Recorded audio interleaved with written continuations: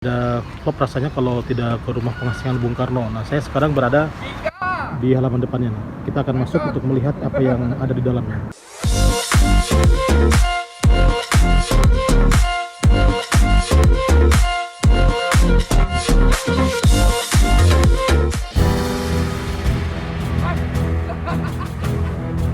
Perjalanan saya kali ini ke Bengkulu, di mana di kota ini ada tempat wisata bersejarah, yakni rumah pengasingan Presiden pertama kita, Soekarno. Sebuah rumah dengan arsitektur bangunan kuno.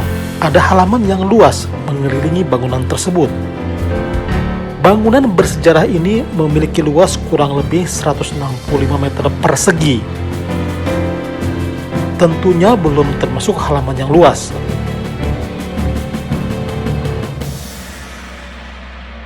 Di pintu masuk ada petugas keamanan dan pengunjung diminta untuk mencatat nama di buku tamu. Yang menarik dari bangunan ini adalah perpaduan ciri khas Eropa dan Cina.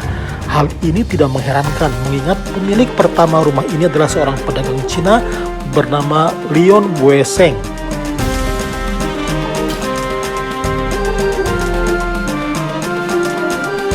Bung Karno tinggal di rumah ini pada tahun 1938 hingga 1942. Di dalam rumah pengunjung akan menyaksikan beberapa peninggalan rupa-rupa seperti meja kursi, sepeda ontel yang tersimpan dalam lemari kaca, tempat tidur, lemari, dan masih banyak lagi. Banyak informasi tentang aktivitas Bung Karno dalam tulisan-tulisan yang dipajang di dinding rumah. Soekarno menjadi sosok pemimpin negara saat Indonesia masih dalam transisi kemerdekaan. Pemikiran-pemikirannya begitu mewarnai perjalanan bangsa, termasuk persinggungannya dengan Islam. Dalam informasi yang disuguhkan, Soekarno menjadi sosok yang begitu tertarik dengan ajaran Islam. Oleh sebab itu, dia memiliki kedekatan dengan beberapa tokoh Islam seperti dengan Ahmad Hasan, pendiri Persis di Bandung. Bung Karno pun sempat berguru dengan pemimpin Sarekat Islam Hos Cokro Aminoto di Surabaya.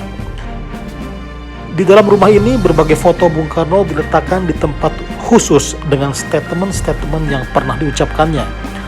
Perjalanan Bung Karno ketika dibuang Belanda pun terekam jelas dalam informasi di dalam rumah. Rumah pengasingan ini memang menjadi museum penting bagi sosok Bung Karno, sang proklamator. Di dinding-dinding rumah juga banyak keterangan-keterangan yang menjelaskan pemikiran-pemikiran Soekarno, perjuangan-perjuangannya, dan juga sepanjang hayat hidupnya ya, bagaimana dia memperjuangkan Republik Indonesia menjadi negara yang merdeka. Ketika Bung Karno di Bengkulu, ada sosok penting dalam kehidupannya, yakni istrinya Inggit Ganarsi. Di kota ini pula Bung Karno bertemu dengan wanita pujaannya yang lain, yakni Fatmawati, yang kemudian dijadikan istri. Dalam rumah ini banyak barang-barang peninggalan Bung Karno dengan istrinya Inggit Ganarsi. Tempat tidur dan lemari berisi pakaian Bung Karno masih tersimpan rapi di sana. Pengunjung pun seolah dibawa ke peristiwa puluhan tahun silam ketika Indonesia masih dicengkram penjajah. Kedua anak angkatnya, Ratna Juami dan Soekarti, memiliki kamar tersendiri yang kemudian menjadi saksi sejarah perjalanan Bung Karno.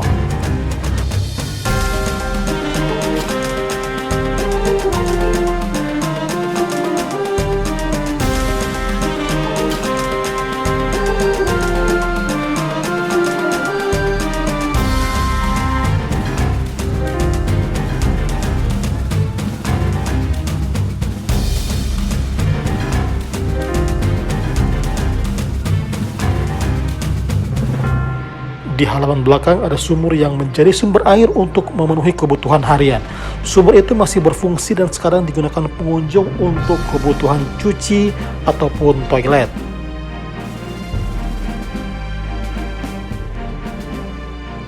Nah, ini bagian belakang dari rumah pengasingan Bung Karno ya.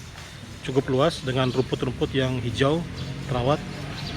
Mungkin dari pihak pengurus juga begitu memperhatikan bagaimana keindahan halaman ya, sehingga banyak pengunjung yang bisa menikmati rumah pengasingan Bung Karno ini.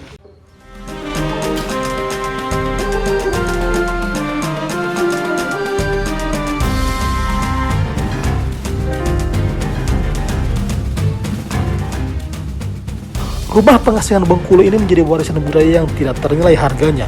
Setelah era kemerdekaan, bangunan ini sempat dijadikan sebagai markas perjuangan, rumah tinggal Angkatan Udara Republik Indonesia, stasiun RRI, dan sebagainya.